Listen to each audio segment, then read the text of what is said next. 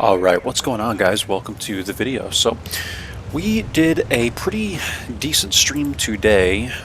It is Saturday going into Sunday, just turned New Year's here at in Dallas, Texas, and it is 12. It's 12:23 right now. So I'm doing this just after the New Year's show in Dallas that I watched. It was phenomenal. But in any case, guys, we are going to be taking a look at Fisherman's Bay. By the way, I hope you had a happy New Year. If you weren't in the stream, by the way, next week, by the time I post this video, it'll probably be Sunday or Monday. But next week, we will be doing the same time, same kind of style of streaming and all that. So love to have you stop by for the stream. So what we're going to do here is take a very aggressive position on Fisherman's Bay, and I'm playing this game with my dad, by the way. He's in the Wolverine, and he's going to be sitting pretty far back for right now. Now, I'm going to talk to you about this position that I figured might actually work. I wanted to try it at a lower tier first because what I do is I'll actually try things at like tier 5 to see if they work before trying them in like tier 8 or tier 9 because I don't want to throw a game at that high of a tier. This kind of works, but I think if someone were to be sitting here, you'd be in trouble because you'd be permalit here, and then people would just probably pull up out of this real quick and shoot you. But if you're able to sit here without really getting spotted, I think it works. I wanted to try it out because I was sick of coming to this bush line over here. And I just always have bad games here, but I ended up retreating anyway just because the T-67 was spanking me with APCR rounds. So I move away from here, and watch how this game kind of progresses. The Skoda moves up, Chaffee is kind of putting pressure on him over here, and I'm just going to hang out. Like, there's not much you could do in a light tank until the game progresses. I talk about this every single video, but you really have to be patient. Because the Skoda's moved up this far, though, what I could do for now is pull up into this bush line. I'm going to check. This is important. I'm going to quickly spot check. I'm going to pull out of this bush like this and come back just to make sure that no one can spot me through like this gap or something like that. That there's not someone here or whatever, because spotting mechanics in this game are really weird. Like sometimes you will get spotted in the weirdest of ways, and you have to always do spot checks, in my opinion. So I pull up here, pull back, and then I wait like 2 seconds. On the 3rd second, the light bulb will go off if I'm spotted. I'm not, so I continue to move up, and I park in this bush right here. And now what I can do is spot anyone that's going to be in this area. Like if someone shoots from here or here or here, likely I will spot these people. But it doesn't really happen. I think we end up spotting maybe the Hellcat or something like that. We spot something over here. Maybe it was a T-67. I don't know if they have a Hellcat. But it was something like that. I think I ended up lighting it. It must be later on in the game. But in any case, guys, we're going to move up this way, and I don't end up spotting anything, so I know that we're pretty safe to make this play. So I'm going to come up, I'm going to knock this tree, and now I'm going to kind of sit in here. We spot the LEF real quick, and this guy's going to go down to my insane gun on the Covenanter, and looks like 25 TP tried to get a shot in as well, but it ended up being my dad that I think took this other shot. So it was 1 shot from him, 4 from me, and that's the LEF's gone, right? Gonna park in this bush line now, and you're just kind of progressively moving up, progressively scouting. I'm gonna knock this tree, and I think it might be the other T-67 that we end up spotting here. I think that's what I was thinking of before. But in any case, this is how you have to do it. Like, I only have 444 view range, I think, on this vehicle. So, because I can see that the yellow line on the map is just like that. So I think it's 444, because I used to run bounty optics on this thing, but I think I took them off to put it on like the Char Model 75 or something. But what I'm noticing is, like, this is an interesting game because we've won the West, and we kind of are fighting for the mid. I know that the East is completely gone. It's 3-8. Okay, just keep this in mind. The T-67 was the one we spotted, by the way. That's exactly what I was thinking of. So we spot the T-67 here. I'm running away from this guy. I'm trying to make sure that I don't get lit here. My concealment is just enough to hopefully not be spotted by the T-67, and I'm not. So I'm going to pull back into the bush line. I'm going to take some shots at this guy. I think I end up pinning 2 of them, 3 of them actually, and then the T-34-85 is able to get the kill on him. So it was really nice that I was able to hit those 3 shots because it meant that he only had to hit 1 in order to clean up the T-67. So all is good. My dad's still full HP. I have half my HP, but it's going to be enough for what I'm about to do. And even then, I still get spotted here by accident a couple of times. You'll kind of see as I talk through this.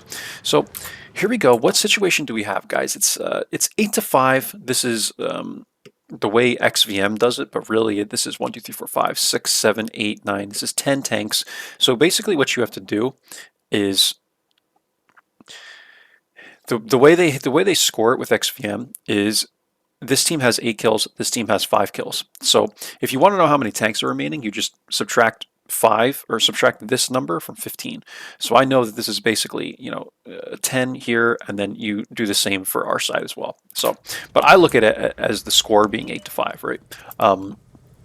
But basically they have more tanks.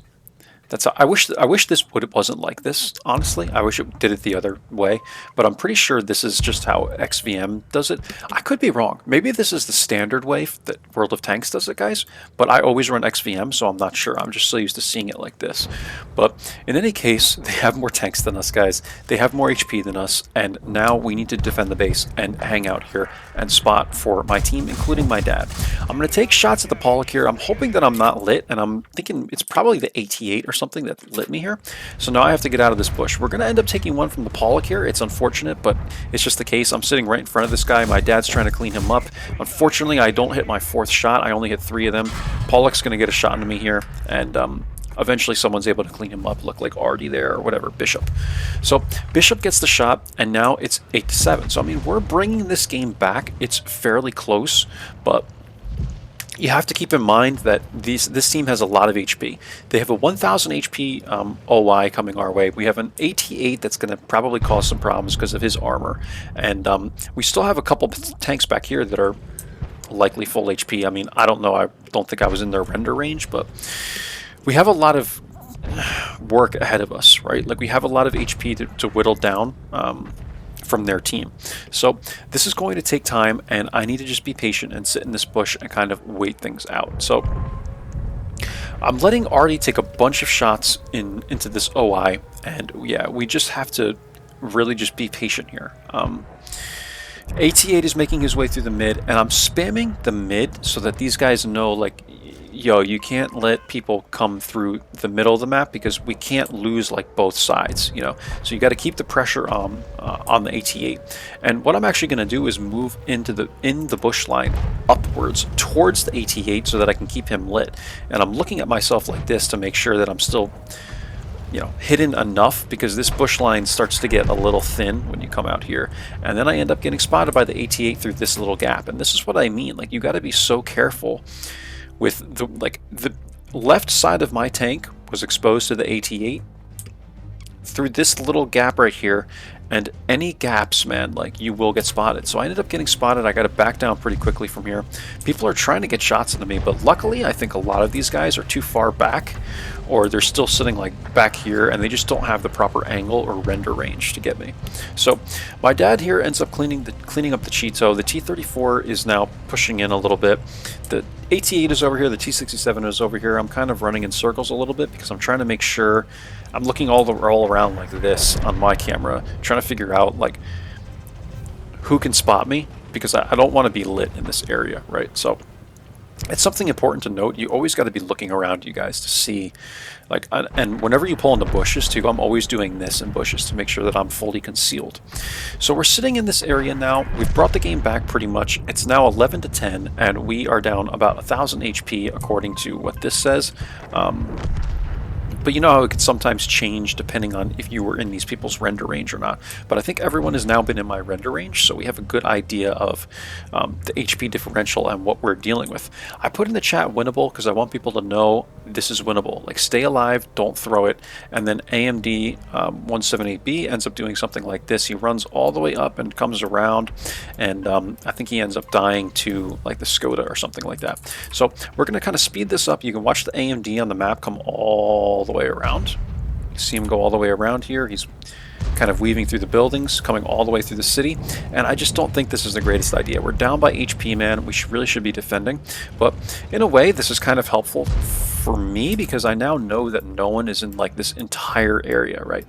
Like Skoda could still be maybe lurking in this area and AMD didn't spot him, but this guy did come all the way back, so it's very likely that no one is in like this entire area of the map and this area. So really all we have to worry about is this little area of the map right here, which is good to know because all these guys coming in one direction allows me to kind of readjust and reassess the situation and now come back to like this bush line or angle myself in a way where I can likely take shots without being lit, right? So I'm seeing that the VK is making some like hardcore pressure here. So what I'm going to do is actually come out like this. I'm going to try and use this bush to my advantage as well. And I'm going to come around like this. I'm kind of just trusting my concealment and knowing that this guy doesn't have a lot of view range.